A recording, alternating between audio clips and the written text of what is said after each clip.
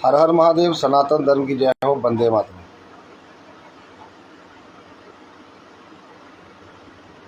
आज हम बात करेंगे एक ऐसे झूठ के बारे में जो देश में फैलाया जा रहा है कि ब्राह्मण जो है ये विदेशी है।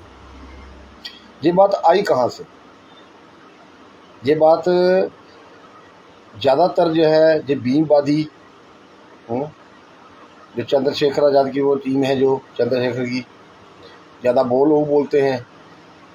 और दलितों में ये चीज़ ज़्यादा प्रचलन है कि ब्राह्मण जो है ये विदेशी हैं, ब्राह्मण बाहर से आए हैं। अब उनको मैं ये बात बता दूं कि इस देश में जो रह रहा है इनमें से विदेशी कोई भी नहीं। जो मुसलमान जहाँ पे रह रहे हैं इनका डीएनए भी यहीं का है। जो ईसाई जहाँ रह रहे हैं वो भी यहीं के हैं, क्योंकि हम सबका डीएनए एक है। हाँ, मानसिकता बदल गई है, डीएनए नहीं बदल सकता। डीएनए को आप डीएनए का आप कतना नहीं कर सकते, ठीक है ना। डीएनए को आप अशुद्ध नहीं कर सकते, तो डीएनए जो है ये वही रहेगा। चाहे आप इस्लाम कबूल कर लें, चाहे आप ईसाई बन जाएं, आपका डीएनए वही है। और रही बात ब्राह्मणों को विदेशी बोलने की, तो मैं एक बात साफ तौर पे बोल रहा हूँ, ब्राह्मण इस राष्ट्र के निर्माता है। जितने धर्म ग्रंथ लिखे गए सब ब्राह्मणों ने लिखे हैं। ब्राह्मण का तात्पर्य एक जाति विशेष से नहीं है मेरा। ब्राह्मण का तात्पर्य हमारा ज्ञानी से है, ज्ञान से है। जहाँ इतिहास में कितने साक्ष्य मिले हैं जिनमें एक दलित समाज के व्यक्ति साधना किए, सिद्ध पुरुष बने और उनको ब्राह्मण की उपाधि से नवाजा गया। और उन दलितों को मैं पूछना चाहता हूँ, जो दलित, वैसे कहना तो नहीं चाहिए क्योंकि हम दलितों को अपना ही मानते हैं, मगर दलित हमें अपना नहीं मानते। जब दलित हमें अपना नहीं मानते तो फिर सत्य तो हम भी बोलेंगे, सत्य तो बोलेंगे। आज एक इतना बड़े सत्य बताने वाला हूँ। पाकिस्तान की जो स्थापना हुई है उसमें पाकिस्तान जो देश से बटा, इसमें दलितों का बहुत बड़ा रोल है। ये बात आपको कोई नहीं बताएगा, पर मैं बता रहा हूँ। मैं तथ्यों में बात करूँगा। ये नहीं है कि मैं वो करूँ झूठ बोलूँगा या अपने मन में कहानियाँ बनाऊँगा। जोगिंदर नाथ मंडल का नाम सुना होगा, नहीं यकीन है तो नेट पे चेक कर लीजिए। वो दलितों का नेता बना घूमता था जिन्ना के साथ, ठीक है। वो क्यों जाके मिला? क्योंकि कांग्रेस ने उसको घास नहीं डाला। और वो बड़ा अपने आप में बहुत ज्ञानी समझता था, अपने आप को बहुत विद्वान समझता कि मैं बहुत विद्वान हूँ, बहुत पढ़ा लिखा हूँ। तो जब कांग्रेस ने उसको घास नहीं डाली तो वो जाके जिन्ना के साथ मिल गया। और जो 30% दलित जिन्होंने उस समय पाकिस्तान बनने में वोट किया था कि हाँ भाई हमें पाकिस्तान चाहिए, ठीक है ना, तो खुद वोट किया था दलितों ने। हम फिर भी इनको अपना मानते हैं। आरक्षण दिया, सब दिया, हम दे रहे हैं ना। ब्राह्मण और राजपूत ही दे रहे हैं आरक्षण क्या मतलब है कि ब्राह्मणों और राजपूतों को छोड़कर छोटी कम्युनिटी को ऊपर बढ़ने का मौका दें। ठीक है, मौका मिला तो आज तुम क्या कर रहे हो? ब्राह्मणों के खिलाफ ही षड्यंत्र रच रहे हो। आज जिस अम्बेडकर की तुम मूर्ति लगा के पूज रहे हो, अम्बेडकर क्या है? अम्बेडकर किसका सरनेम है? अम्बेडकर ब्राह्मणों का ही सरनेम है। वो भीमराव के एक गुरु थे, ब्राह्मण थे, उन्होंने उनकी मदद की। उन्होंने ही जाके राजा को बोला कि भैया बच्चा होनहार है, पढ़ना चाहता है, आगे बढ़ना चाहता है, तो क्या उस ब्राह्मण ने, उस राजा ने पाप कर दिया? फिर बोलते हैं कि हम ये करते हैं। दो तरह के गरीब होते हैं, एक होता है गरीब और एक होता है जालिम गरीब। गरीब तो जो है वो है, कोई दान दक्षिणा देगा, उसको मदद करेगा तो वो उसका एहसान मानेगा। और एक होता है जालिम गरीब। जालिम गरीब होता है उसकी आप मदद करेंगे, वो उल्टा आपको काटने के लिए दौड़ेगा। तो गरीबों की तो मदद कीजिए, मगर जालिम गरीबों की कभी मदद न कीजिए। इनको भगवान ने वही रखा है, उसी लायक रखा है। इसका उदाहरण मैं देता हूँ। अब ये तो हो गया ना, मैं जो 1947 का बताया, ये तो आ गया साइंटिफिक। अब आपको आध्यात्मिक बताता हूँ।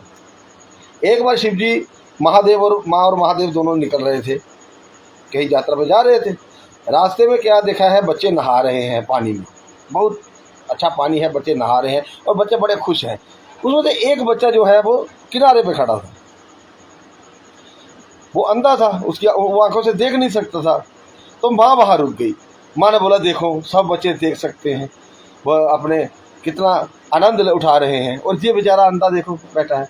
महादेव ने बोला कि ठीक है, जब कर्मों की माया है, जो कर्म में है। तो माँ ने उनको, माँ रुष्ट हो गई। माँ बोले नहीं महादेव, आप सब कुछ कर सकते हो, इस बच्चे को आंखें नेत्र प्रदान कीजिए। महादेव ने बोला कि देवी, जिसको जिससे हाल में रखा है वो ठीक है, ये विधाता का जो खेल है उसमें हम इंटरफेयर नहीं कर सकते, हम क्यों उसमें दखल दें। मगर नहीं, माँ कहाँ मानने वाली थी। माँ ने बोला ना, अगर इसको नेत्र नहीं मिलेंगे तो आप अकेले ही जाएंगे, फिर हम तो यही रखने वाले हैं। अब जैसा कि माँ के सामने महादेव जी को झुकना पड़ा, तो चलो उसको आंखें दे दी। अब जब आंखें दे दी तो उसका परिणाम जो है वो बहुत भयंकर हुआ। उसका भयंकर इसलिए हुआ कि वो जाके बाकी जो बच्चे नहा रहे थे उनको भी पकड़ पकड़ के डुबोने लगा। हाहाकार मच गई वहाँ पे। तो महादेव ने माँ को बोला कि देख लिया तुमने, इसको जहाँ रखा है भगवान ने वही ठीक है, ज़्यादा उठाने की कोशिश करोगे तो वाक्यों के लिए हानिकारक है। तो वही हिसाब इनका है। ठीक है, हमने उनको सब कुछ दिया, ठीक है भैया, हमारे अपने हैं, हम अपना मानते हैं दलितों को, मगर दलित कभी अपना नहीं मानते। दलित इस देश को भी अपना नहीं मान रहे हैं। वो इस देश में इसलिए बैठे हुए हैं ताकि आरक्षण की मलाई खा सके। आज आरक्षण हटा दो, मैं गारंटी लेके बता, ये दलित लोग जला डालेंगे, ये देश भर को जला डालेंगे। क्यों जलाएंगे? क्योंकि देश इनका है ही नहीं। मुसलमान इस देश को जलाने के लिए आतुर है, दलित इस देश को जलाने के लिए आतुर है। सत्य कह रहा हूं, अगर मैं कहीं झूठ हूं तो मुझे बताओ, कमेंट करो, मुझे बताओ, मुझे गलत ठहरा हो कहीं है। सब कुछ देने के अच्छा, जोगिंद्रनाथ मंडल की बात चल रही थी। जोगिंद्रनाथ मंडल ने पाकिस्तान बनने में सहयोग किया और उसके साथ 30, उस समय पाकिस्तान में 30% दलित थे, वो जो चले गए थे यहाँ से जोगिंद्रनाथ मंडल के कहने पे। मगर हुआ क्या, वहाँ जाके उन्होंने पाकिस्तान का संविधान लिखा, पाकिस्तान का कानून लिखा। मगर जब उन्होंने वो संविधान की किताब देखी, उन्होंने सब कुछ मिटाना शुरू कर दिया। उसमें दलितों के लिए कोई स्थान नहीं रखा, ना उनका नौकरी में कोई नौकरी मिलेगी उनको सरकारी, ना ही किसी किस्म की सुविधा मिलेगी। हर सुविधा उनको काट ली और कटवा के धर्म परिवर्तन करना शुरू हुआ। तब जोगिंद्रनाथ मंडल चोरी भागा वहाँ से, वो देख नहीं पाया। जब दलितों को उल्टा लटका के वहाँ पे इस्लाम कबूल करवाया जा रहा था, तो जोगिंद्रनाथ मंडल से देखा नहीं गया। वो वहाँ से भागा बांग्लादेश, क्योंकि बांग्लादेश उस समय पाकिस्तान ही था। तो यहाँ से वहाँ जाने के लिए कोई वीज़ा नहीं लगता था। उसने बोला मुझे ढाका जाना है। ढाका से वो घुसा नेपाल में, नेपाल के रास्ते बाद में आके घुस गया, इलाहाबाद में रहा, गुमनाम मौत मरा यहाँ। और उसकी अंतिम शव यात्रा में मात्र 10 लोग थे। ये मैं नहीं बोल रहा हूँ, ये इतिहास में लिखा है, कहीं भी डाल के देख लेंगे। तो ये स्थिति है दलितों की। और मैं समझा रहा हूँ दलितों को, ये फालतू के जो फड़फड़ा रहे हो ना तुम लोग, ये मत फड़ाओ। देश को अखंड देश को अखंड में तोड़ने में सबसे बड़ा हाथ तुम लोगों का है।